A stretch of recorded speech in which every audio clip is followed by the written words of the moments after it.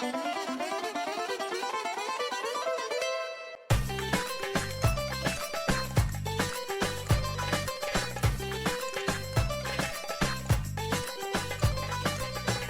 to Connecting Greeks, a streaming comedy show and podcast designed to explore and enhance Greek culture around the world. Join hosts Angelo, Adi, and Foti as they bring you fun and interesting guests from all walks of Greek life. Grab a kafedaki and join us. Hello, everyone. Thank you for joining us on another Connecting Greeks episode. Today's episode is very special, but before we begin, you may see that Angelo Tsarouchas is missing from the lineup here, and we regret to inform everybody he had a death within his personal social circle. So his heart is not into it right now, and I'm sure he's busy doing a few things. So that's why he's not with us. But instead of having one guest, we have two to make up for it. And before we get to these guests, let me introduce Foti Stamos, my co-host. Yes, Adi, thank you so much for the intro. Always a pleasure to be here with us. Thank you. And go ahead. No, I'm giving it right over to you. Excellent. Well, thank you so much, Ari. As every segment, we always bring fun and interesting guests from around not just the U.S., but the globe, with Greeks who are making definitely impressions around the world. And with us tonight, we have two very special guests, as you mentioned. Two guests that I think for me have been special in the sense that what they do, we've probably have seen their work for years. Whether you've been in the house waiting for your parents to actually open up their newspaper, whether you heard about their publication through family and friends at events and so forth. But we have the special pleasure and honor to have with us this evening Eraklis Vanessa Diamataris of the National Herald, and I can say the ΕΘΝΙΚΟΣ ΚΗΡΥΞ. With us today, thank you so much for joining us. Welcome to the segment, Eraklis and Vanessa. Welcome to the show. Thank you very much for having us.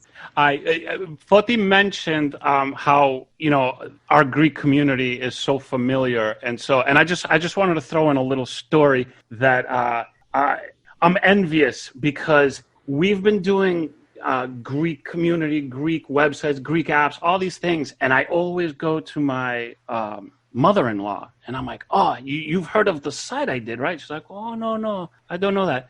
Oh, you saw the app I did? Oh, no. And then, long story short, she's like, oh, what are you guys doing? We're gonna have the publishers and editors of the National Herald. And she's like, oh, the National Herald, and I'm like, finally, you know something.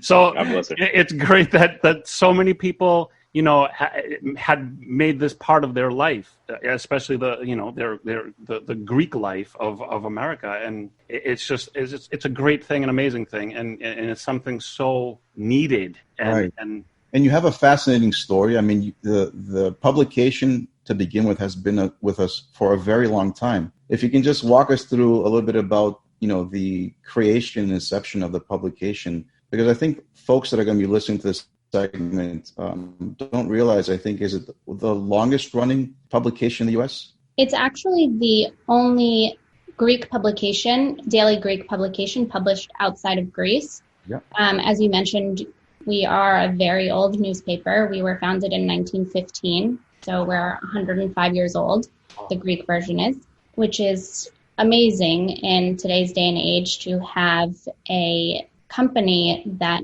is over 100 years old, is especially something that started out so small and by immigrants from Greece. And our English publication is 23 years old. In 1997, my father realized that a lot of the Greek community, the first generation and second generation Greeks, their Greek maybe wasn't as good as their parents or their grandparents. And despite that, they still wanted to keep in touch with their Greek roots, their heritage, their culture, everything Greek. I mean, we're first generation, so we very, very much associate ourselves with our Greek roots. Limnos and Kriti, shout out to them.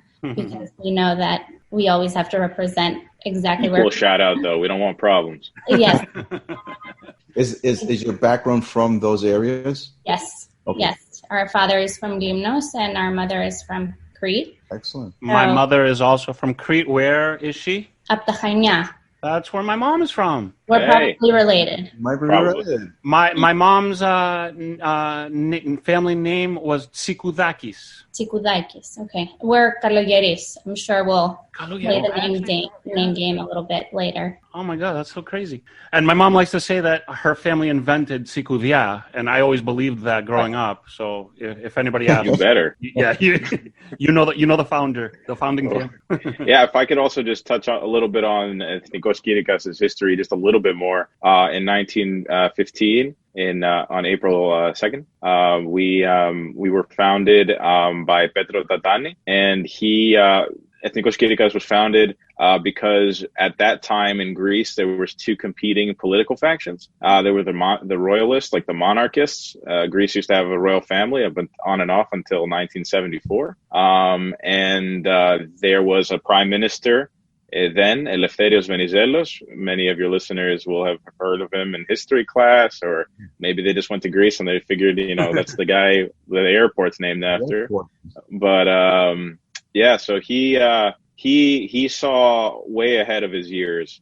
He saw way into the future, trying to build a modern Greek state. And a big part of that for him was in his cabinet, he actually had members of the Greek diaspora, because he knew that a lot of them were really well-educated folks, people like Averov, and who were Greek Egyptian, just highly educated Greeks from abroad. That was kind of like a dream team in his cabinet. And so when he needed support from the diaspora, Petros Tatanis was a supporter of Venizelos, and he founded ΕΘΝΙΚΟΣ ΚΗΡΥΞ to counter another Greek newspaper here in America called Atlantis, which was pro-monarchy. So we were the liberal Republican kind of newspaper countering the far-right monarchist one. Oh wow, Amazing. that is so cool. I love it seems listening that to through the years, you or ΕΘΝΙΚΟΣ ΚΗΡΥΞ pretty much paved the way where we don't see Atlantis any longer. Is that correct? That is correct. Oh, excellent.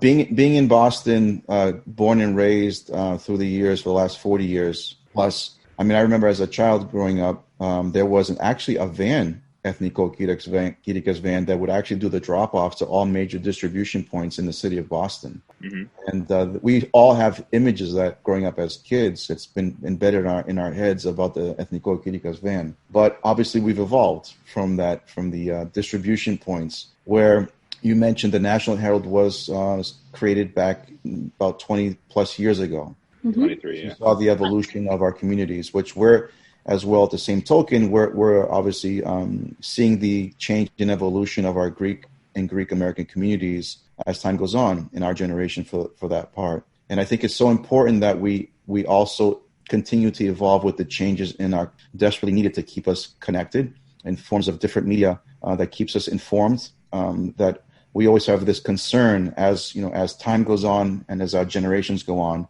we start to get a little diluted, and will we lose our Greekness like other cultures have over the years in this country. But as Greeks and Greek Americans, I think as a culture, I think we keep it together pretty tight versus other ethnic groups. I would love to get both of you guys' opinions on that, because you guys probably see a much deeper version of everything Foti said, like of the Greek community. Do you agree with that? Absolutely. I think so. But I think you made a really good point in saying that unlike many other ethnic communities, we are very, very tight-knit. I think we can become even more tight-knit. There are so many various groups and organizations that really do their best to keep us together. But there shouldn't be, in my opinion, maybe 5 Cretan societies, for example. We should have one overarching one. There shouldn't be so much segmentation in our Greek communities, in our Greek groups. There's only so many of us. I would rather have a group of 50 people than 5 groups of 10 people. Yeah. We need to get back to that kind of basic ideal, I think, of everybody coming together, everybody working towards the same goals. We're all Greek. We all want the best for Greece. We all still have family in Greece or have some sort of tie to Greece. And I think that's really the overarching umbrella that we need to focus on. And I think if we do that, there are several organizations that do that, but I think if we really focus on that, that's the most important to me. Irakli, what do you think? I was going to say, so, you guys, I'm going to kind of group you guys close to our age group, even though we're probably like much older. But let's just say when we were young, there was a definite urgency to have the Greek friends and to go out to Greek nights and to Greek events. Like, we felt like you have to do, like, there's absolutely no ifs, ands, or buts. We're going to this Greek night where, 90% of my friends were Greek. And I feel like it was a special time. And I have thoughts on how things changed, but if we have time, we'll get into that. But do you feel that the more the generations pass and the more we're kind of like assimilated into American culture, that urgency has been disappearing? Look, I think that we are extremely blessed to be able to be both Greek and American. I think, being able to tie the world's sole superpower today with the superpower of the ancient days and combine that into one human being is something definitely powerful, right? I mean, There's a lot to be proud of. I'm going to steal that. I like the way you put that. Sure. It's just, I'm waiting for those royalties, by the way. But I think, just to go back just a little bit to what my sister was saying, that I think there is a little bit of, like, we are very tight knit. I mean, you see that within family dynamics. I mean, growing up, like, your friends who were not Greek definitely remarked on how usually, not always, but usually how unusually tight your family was, and how you, like, Greek children usually genuinely like hanging out with their family. It's not some forced activity like a lot of our friends from other cultures who, they view family get-togethers as an obligation rather than something that they enjoy. And we genuinely love our cousins. They're like siblings. We we call people who aren't even related to us Theo and Thea. Like, we love that stuff. I will also say, though, that, as tight-knit that we are in the family unit, at times when we go out into the community, we're a little bit too tribal. And I would probably equate that to, like, ancient Greece with city-states rather than one republic, where, you'd have, like, isolated tight-knitness, but then, like, the whole overarching thing is a little scattershot. And that's where ΕΘΝΙΚΟΣ ΚΗΡΥΞ comes in and the National Herald come in, where, along with the church, we try to, have those bridges to our past and our diaspora story, but also keep those connections alive with Greece and Cyprus. There's a lot of different things that we can do. I'm grateful that you grouped us in the same age group. But it's a very difficult question what you asked, because you guys are also, like my sister and I, from centers of Hellenism in North America. So it's very easy to be immersed in Greekness. You can go down the street. You might hear Greek. You'll definitely see a shop with Greek letters maybe on it. You'll see a Greek Orthodox church. But that's not the experience in a lot of places in this country. This is a huge country, and some people, you could be the only Greek person for 100 miles. So there is an urgency in those places. I've found from my conversations with members of the community that aren't in these centers. But in terms of, Boston or New York, I think that now that you're getting into the second, third, and, in some cases, fourth generation of Greeks, there might be some complacency. Mm-hmm. We need to take care of our culture, and our language is very important. And not viewing Greece as a vacation spot, but the place where you're from, and being proud of it the way that you are proud to be an American. Very, very good points that you stressed. That I would definitely agree with you just mentioned. Not viewing Greece as a vacation spot, but basically the homeland that we're proud of. That offers more vacation than just, too. Right. But it offers more than just summers. Yes. Because our culture embeds in us a lot of ethics and values that we bring to our everyday life. The family structure for us, as you mentioned, is superior because it actually, for us, it molds us as who we are as people in society. And, as much as I look back and I would be always angry at my parents for the way they used to, treat us, where they were very strict on certain aspects. And like, why do we have to be like this? And my friends who were not Greek their parents are so flexible. Now I know why. It's because it molds us into better, in my opinion, into better citizens of the societies that we live in. I think all Greek children thought that they had it horrible when they were little. And then when they grew up and actually realized what things are important in life and how important families and how important, so many things are, we were like, wow, we really had it better, Yeah, I mean, I think I disagree a little bit.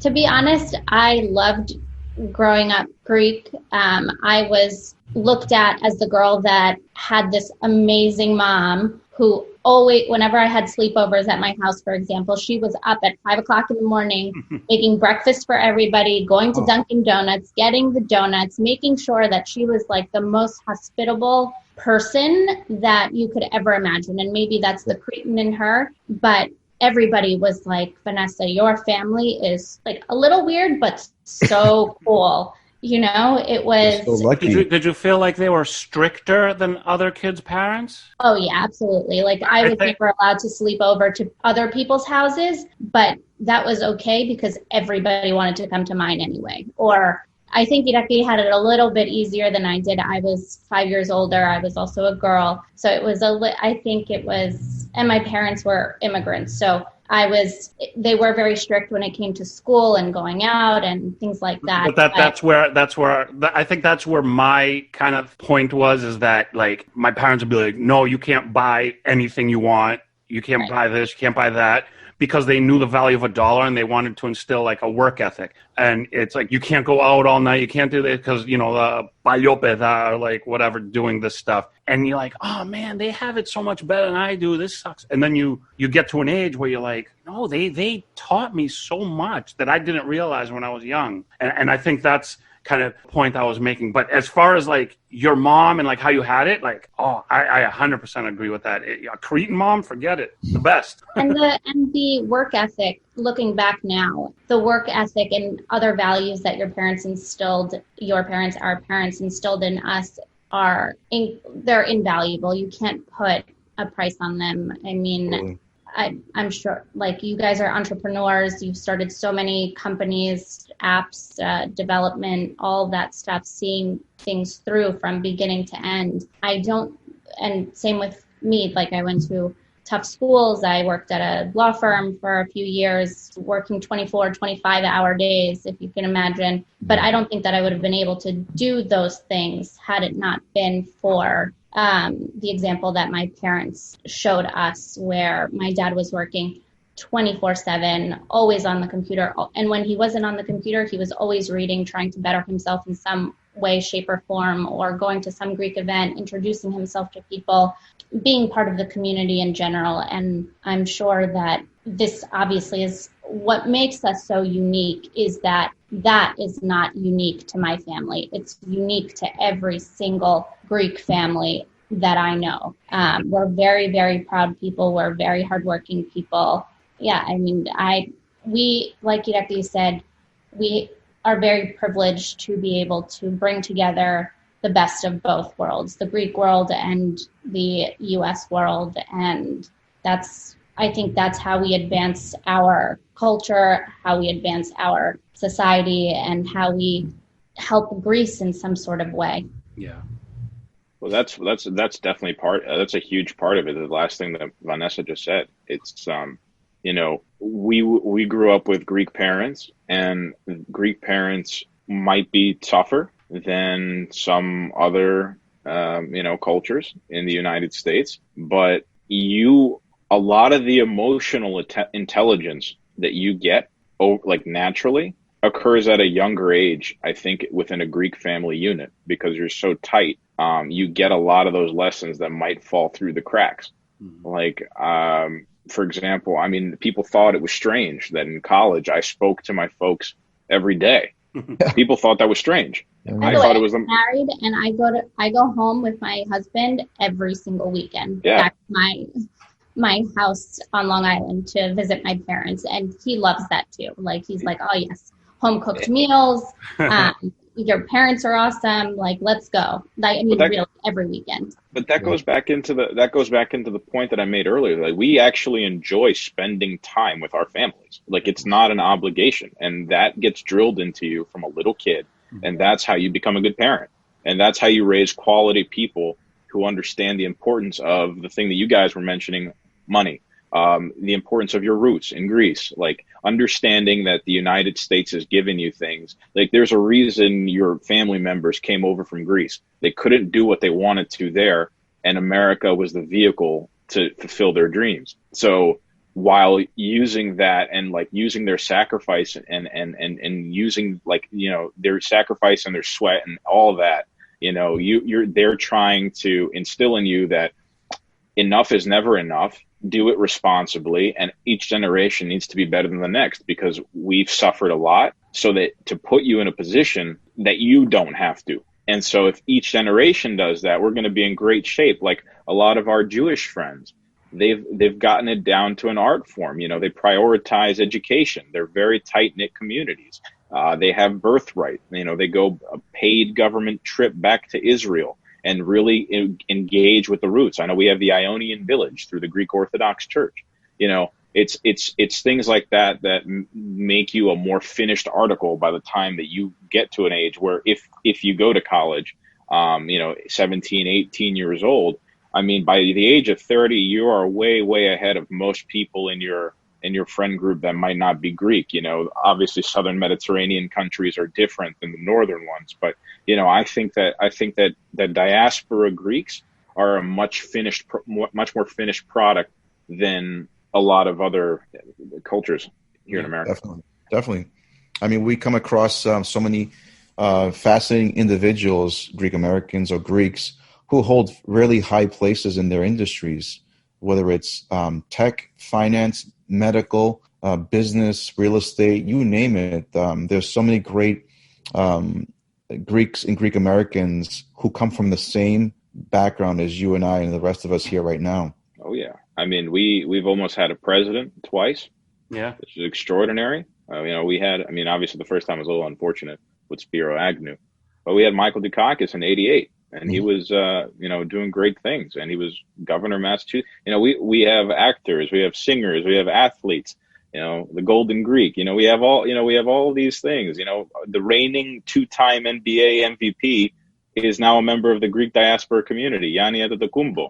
I mean, it's insane to think about it. It's we've come so far in 100 years since we came here en masse 120 years ago. Really, we've come a long way, but there's a lot more we can do. And just building off that point, I think that we're a very, very proud community. Every single time that I see a Greek name pop up on the news, I hear Greek at the supermarket. I see a little Greek flag hanging in someone's car or on their bumper or whatever. I still get so excited. And like Eraklis was saying, I mean, I live in New York, so obviously we're a huge melting pot. That you're going to find Greeks everywhere. But still, that excitement of hearing Greek, of seeing how many amazing things, like what types of amazing things our community can do from, like you said, fields from the medical field to the engineering field to athletics to anything. I mean, we really have cast a very, very wide net, and I don't think I'm ever going to stop, you know, tapping my husband or my mom being like, did you hear that? They're Greek, you know? Tell me, Vanessa, that I'm not the only one that watches movie credits or TV show credits pointing out the Greek names. Every single time. Every time. Every time. But that's something that it's incumbent on us to do it, right? But we that is something that we cannot explain to people who live in Greece. Yeah, you know we can't do it. You know, I'm going to say very bluntly that for the vast majority of the existence of the modern Greek state, the diaspora has been disrespected immensely. That's actually that's a very good point, because immensely. I feel it, but I never discuss it. Yeah, and now that you said that, I can instantly have many thoughts of like how that's so true. I remember, you know, we do Greek nights here because, you know, we're Greek and we do Greek nights. And my cousins came from Greece and we're like, oh, we're going to go to Greek night. I'm like, Yati, like, why? I was like, Greek music, Greek dance? Like, we don't want to do that. I was like, really? But I mean, to be fair, they have such easy access to it. But I think that's like that big difference between Greek Americans or Greeks in the diaspora and the Greeks in Greece. And I mean, I don't want to say, but like, I kind of feel bad that they don't have that, because we have the pride that they have, but we also have that kind of community and stick together, gang tribe like thing here. My concern is that they consider it strange that we're so about it. Yeah. That's my concern, that we get weird looks every time we get a little excited. I mean, obviously, it's the same thing as the Parthenon. It's wow, and it should be. But, if you live in Athens, you can see it maybe from your apartment window, the same way like we're in New York and we're not that fazed by super tall buildings. But, the diaspora deserves a lot of respect, because without the diaspora, for example, there would be no modern Greek state. The Filikieteria built that country. I mean, who organized the funds? Who organized the support for the revolution? It was the diaspora. And now in the modern state, I'm not saying that the Greek people, I'm not trying to take away from the Greeks of Greece, but the Greeks outside of Greece really support Greece. Oh, absolutely. In innumerable ways. I mean, really financially, we go back, not to go back to the vacations, but, tourism is huge. We bring our friends, we bring our families. We always have that tie to Greece. And I wish it was more of a symbiotic relationship, because I feel like we give and give and give to Greece, and I'm not sure whether they appreciate it. But not only that, it's mostly appreciated. I mean, we don't expect anything from Greece. To your point, Vanessa, I totally agree, because I've experienced it over the years. But I think this is just my personal experiences lately. In the last handful of years, I'm starting to notice that there's a lot of, forward-thinking Greeks in Greece who are in our age group that are either they're starting their own businesses, they're aware of the Western world, they're aware of what happens over in the U.S., whether it's political or social and so forth. And I'm starting to feel a little refreshed that some individuals are, being very sympathetic to us. And I hope that grows as these generations in Greece come about. Yeah, I mean, there's definitely a little bit more, but I believe that with Kyriakos Mitsotakis, who has had the experience, he studied in the United States, he worked in the private sector. I think that he, for lack of a better term, really gets it. He understands the value of the Greek American community. He understands the value of Greek people, young Greek people. I think he's trying to create jobs for those Greek people. They want to reverse the brain drain that happened over the course of the past, God knows how many years. He wants to keep the best and brightest. And not only that, I think he wants to bring in people that have left for other European countries or even for America.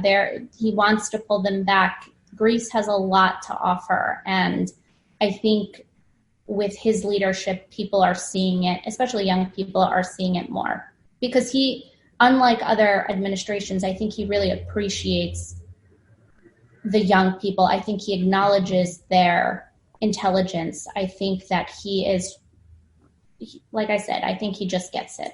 I agree. Totally. Yeah, I would definitely agree with the fact that the last few years have seen a difference in mentality, slowly but surely.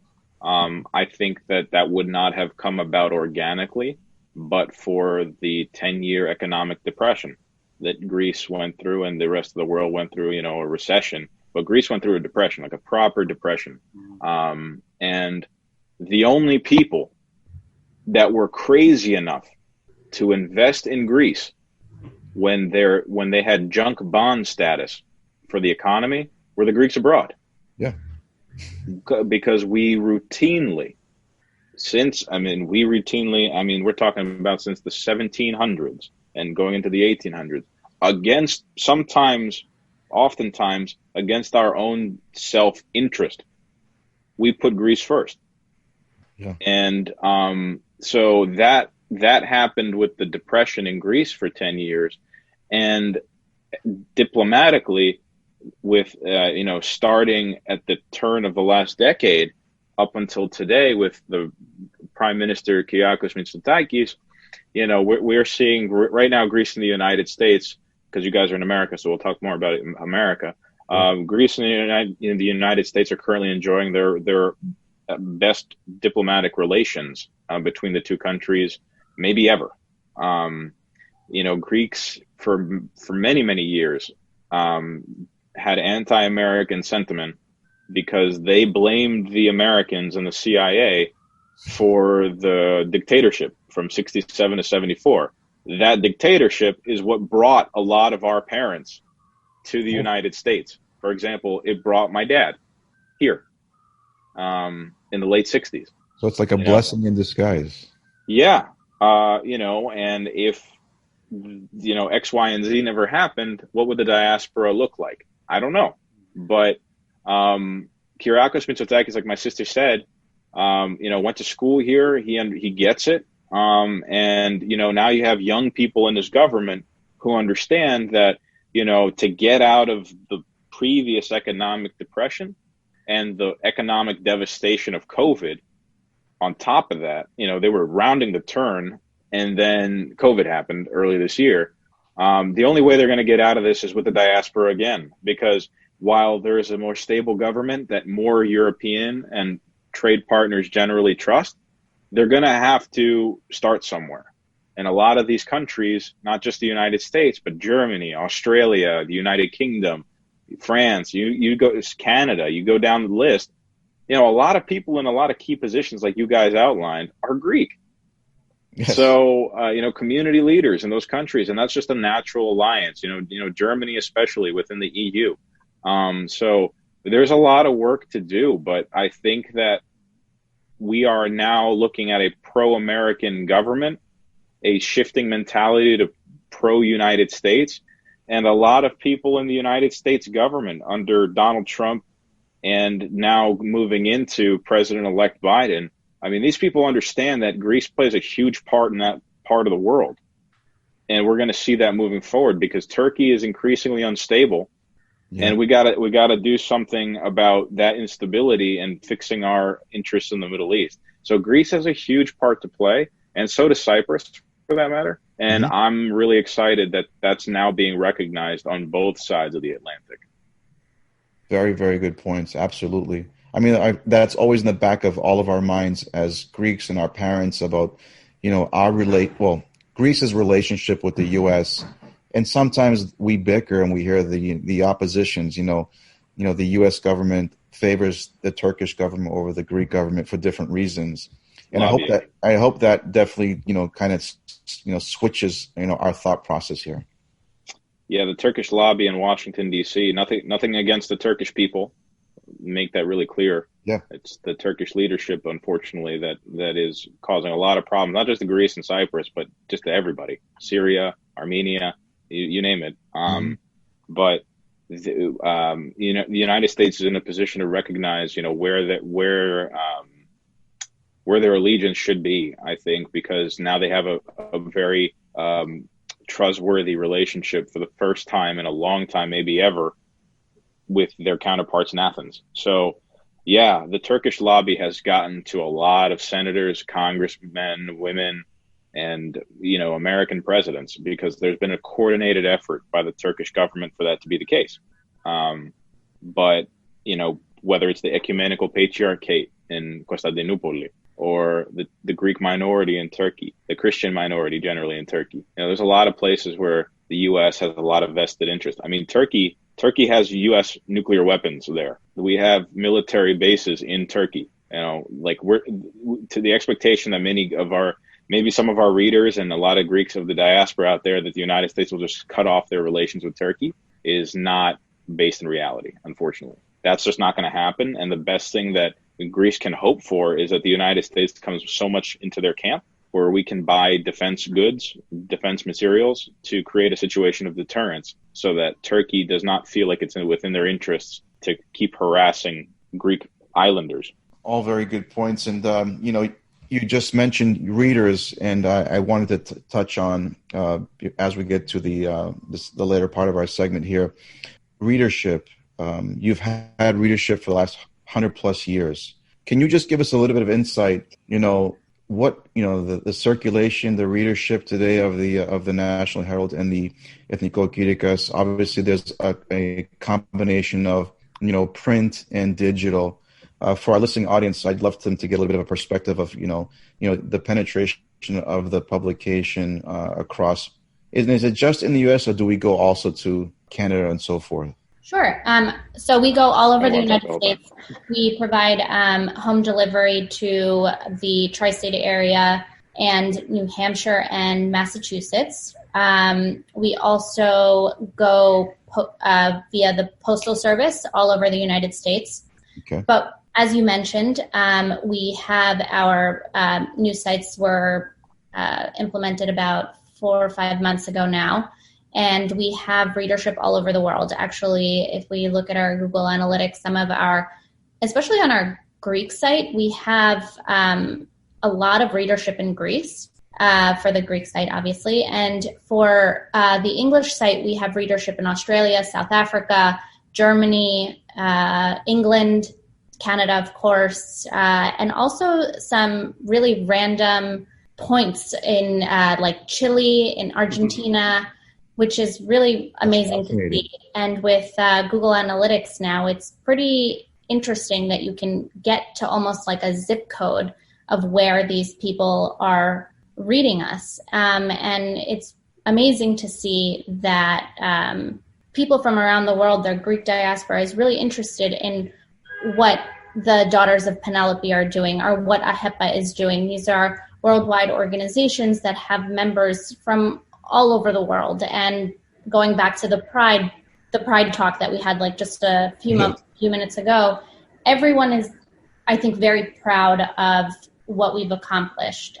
We being our organizations, we being our churches. Even though we're a very, very small community, we give a lot.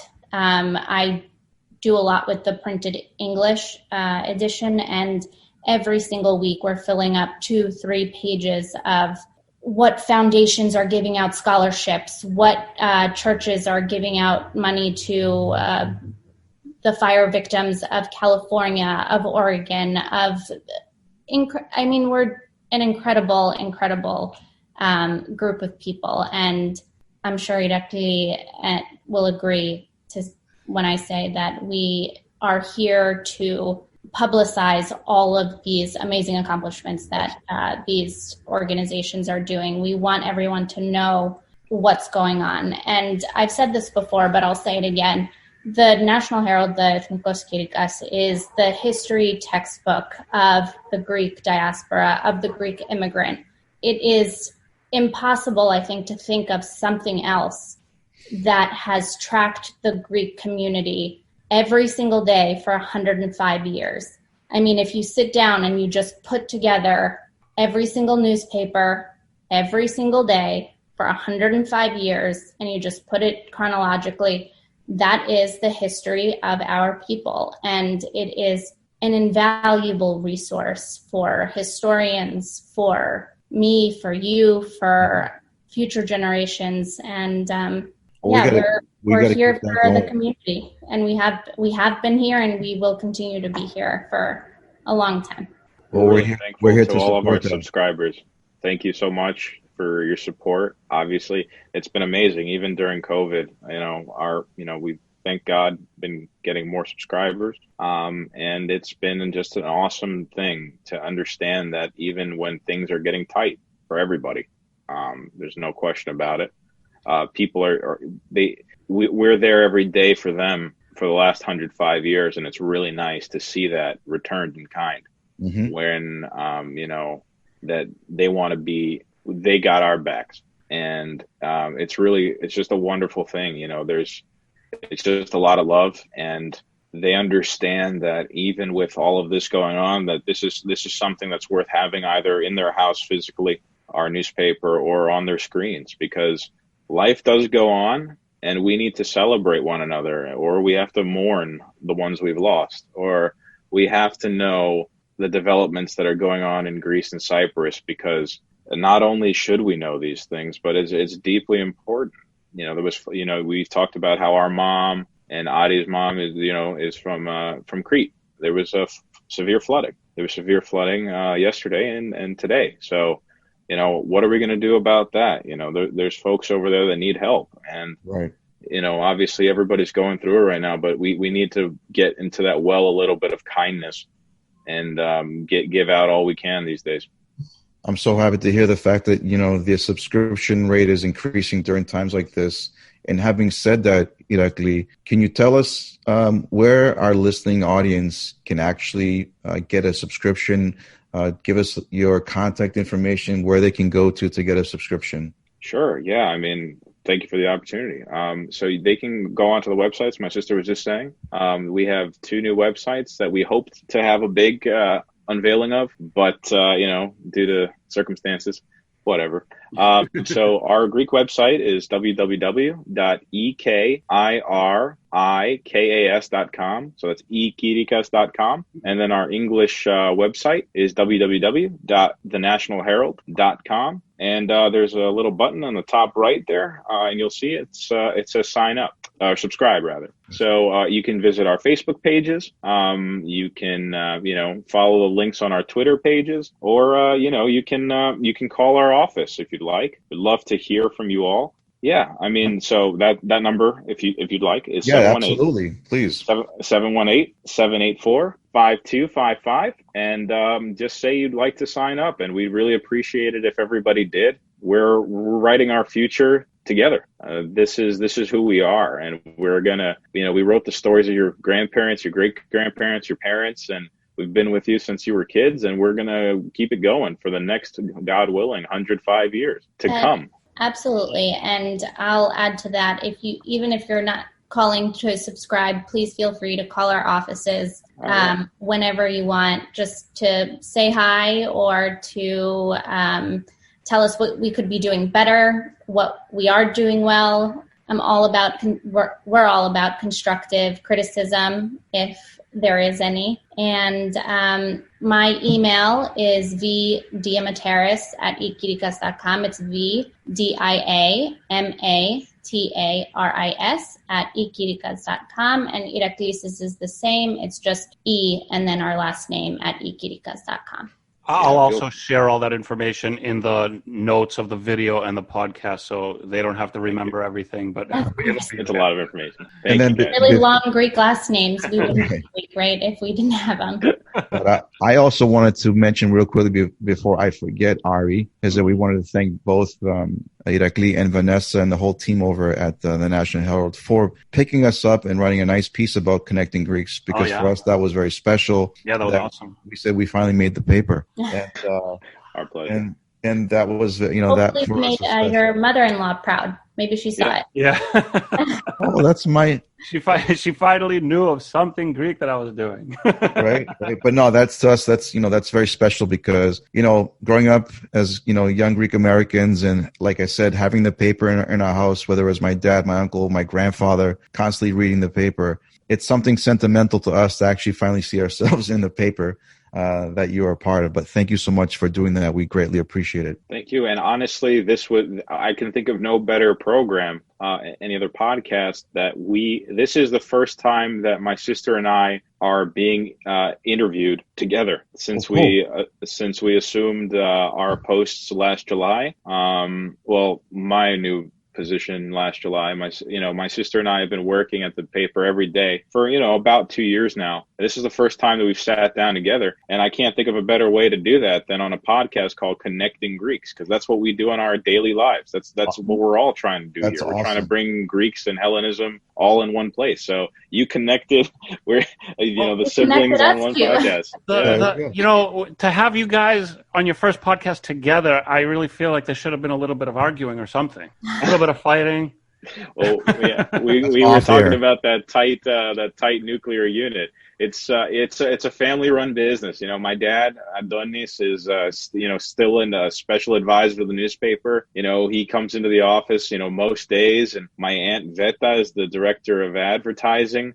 So it's a family business, and that's reflected. We take a lot of pride in what we do, and we make it so that if you're in our newspaper, it's like a family member is in the newspaper to us. Excellent. That's amazing. And having said that, you said family network. We're definitely going to make sure that the National Herald and ΕΘΝΙΚΟΣ ΚΗΡΥΞ is going to be always a part of our network here on Connecting Greeks and all of our other platforms, because this whole segment is an example of how important we all are to each other as Greeks and Greek Americans. This was so great. I mean, I love talking about this. I love talking about history. I love talking about our people. I love talking about just all this. And fellow Cretans from Chania, you can't beat that. But guys, it was so awesome to have you on the show. You guys, you're so accomplished, and you do great things, necessary things that, it just wouldn't be the same community if you weren't doing it. And, we appreciate that. And we appreciate your dad's efforts and your family's efforts, and both of you guys as well. You guys are really accomplished, and it's amazing. It's amazing to see.